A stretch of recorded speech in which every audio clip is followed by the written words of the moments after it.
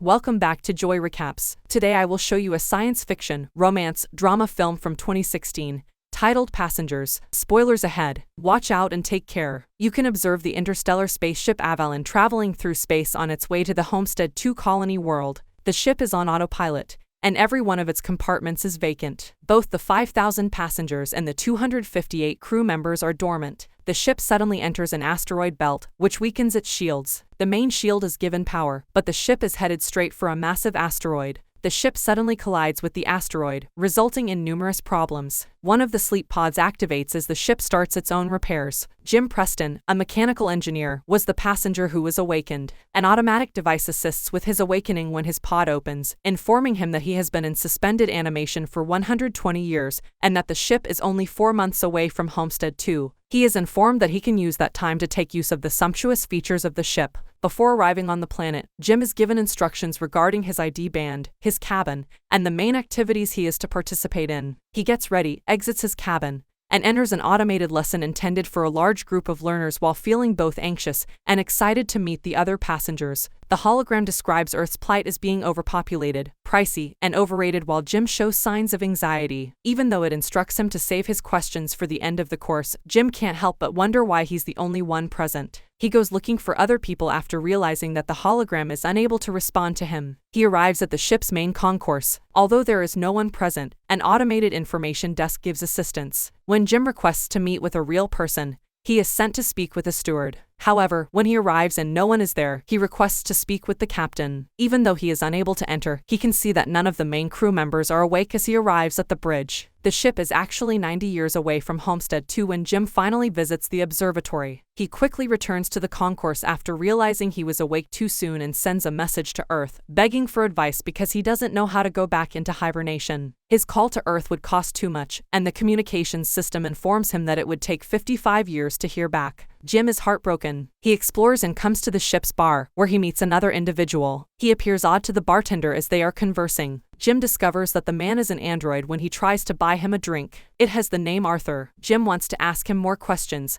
but he is unable to even explain to the robot how it is possible for him to arrive early. The following morning, Jim wakes up in his cabin and heads to the cantina, where he immediately learns that the majority of the items on the menu are only available to gold-class travelers. He orders a simple cup of coffee and works to repair his hibernating chamber. He manages to get it running after he has all the necessary tools, and then he lies down inside the pod, but nothing takes place. He then makes the decision to enter the crew's hibernation chambers using the items he discovered. That also doesn't work. All across the ship, minor issues arise. Jim frequents the bar frequently to drink but largely to chat with Arthur. He receives some counsel from the android, which persuades him to break into one of the gold-class rooms and attempt to have fun on the ship. Jim explores every eatery, game, and entertainment venue. But as time goes on, he grows more and more miserable about being there by himself. He once becomes inebriated and starts to wander around the sleep pods when he accidentally enters an airlock containing spacesuits intended for spacewalks. Jim dons a suit and heads to the airlock where he pulls a lever and then presses a button to open the door. He is enthralled by the scenery once he has left the ship.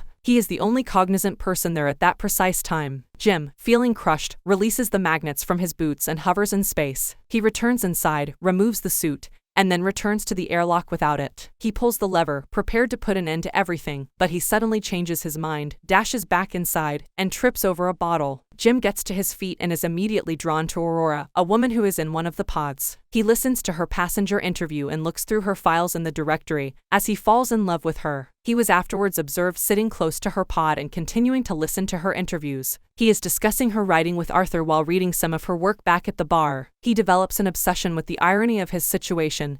He travels to another planet in search of a better life, wakes up early and doesn't make it there, and finds the ideal woman, only to discover that she is out of his reach. Jim can't stop thinking about her, and he starts to consider waking her awake as well. He discusses it with the android but is unable to resolve the paradox. He would be abandoning her there with him to perish on the ship if he awakened her for his own gain. Jim initially decides against it, but as time passes, he changes his mind, until he decides otherwise one day. He finds her pod and is able to turn it on. He hides and returns to his room when she awakens and goes through the same procedure that he did. Later, in an effort to locate her, he enters the main concourse. She is there, looking just as perplexed as he did a year ago. Jim brings her to the observatory and informs her that they are the only ones awake. Then he informs her that he is unable to reach either the crew or the ship's top commands. Aurora panics and tries to return to her pod, When they arrive, Jim informs her that they are trapped because there is no specialized equipment aboard the spacecraft that can assist them in returning to hibernation. They return to the concourse, where he advises her to rest as she recently emerged from hibernation. She feels bad for him because he has to live alone on the ship for more than a year. Jim returns to the pub and feels bad about what he did.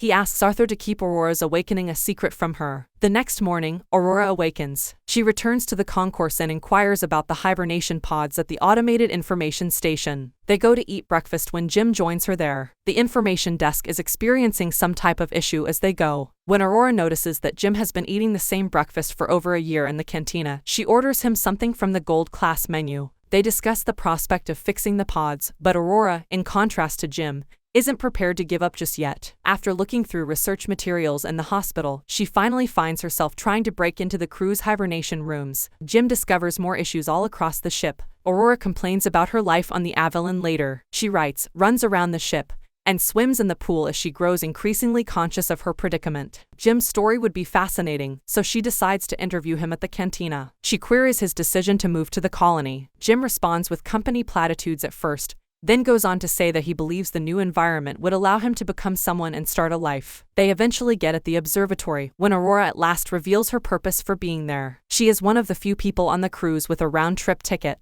Her plan was to travel to Homestead too, settle there for a year, and then return to Earth, becoming the first journalist to do so and penning the greatest story in history in the process. Jim finds a method to make Aurora smile as she gradually gives up on finding a solution to their current problem. He brings her to the movies, the basketball court, and dancing. Then, he brings her to the bar so they may meet Arthur. She unwinds for a while before realizing their predicament. As he is left alone with the robot, Jim is filled with regret at what he has done to her. When Aurora enters the observatory, he has built a miniature of the Chrysler building for her, and the next moment he is seen fiddling with something. They go out on a date to a bar later. They eat breakfast while exchanging life stories. She reveals to him that when she was a teenager, her father passed away. Jim leads Aurora to the airlock after dinner, where they don their spacesuits. They embark on a joint spacewalk. Jim may now finally tell someone about that wonderful event. They float in space together after Jim turns off the magnets on their boots. After returning inside, they share a passionate kiss before retiring to his cabin to spend the night. Soon later, they begin cohabitating. Aurora settles in his room and starts writing about her time spent at sea. Together, they go jogging, eat, and sleep.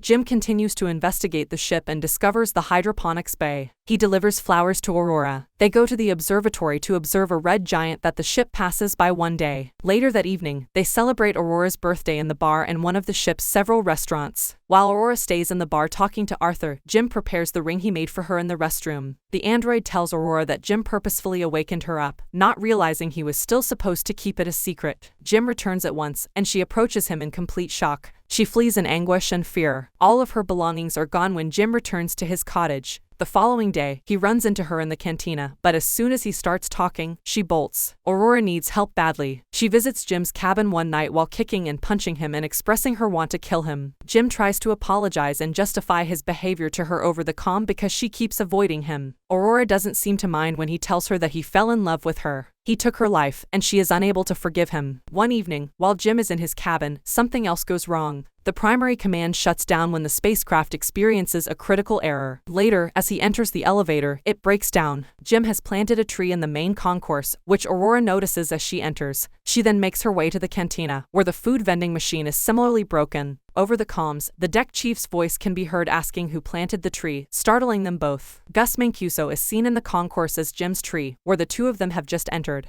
They introduce themselves and explain the issue to the chief. He cannot comprehend how 3 pods might malfunction. The information on the systems must be manually verified before Mancuso can determine what is wrong with the spacecraft, as he leads them to the bridge. The two of them inform Mancuso that ship problems had been occurring increasingly regularly as they exit the bridge after a robot nearly hits them in the head. As he demonstrates how to gather the data, he asserts that shouldn't occur. Jim joins Mancuso as he checks on the pods. He understands what transpired with Aurora's pod. The deck chief thinks Jim's actions were bad. Later, Aurora joins him at the bridge where he is reviewing the data that has been gathered. They discuss what happened to her pod, but he informs her that there is nothing he can do to fix it. Jim enters carrying the 16th damaged robot. Mancuso rests after experiencing hibernation sickness, but as he leaves, he coughs up blood. Aurora goes swimming because she is unable to sleep that night. She begins to drown as the ship's gravity suddenly changes, and the water from the pool flows along with her. She narrowly escapes alive once the gravity drive resets. As they search for Mancuso, they cross paths. Back at the bridge, the three of them are slowly learning what has been happening to the ship.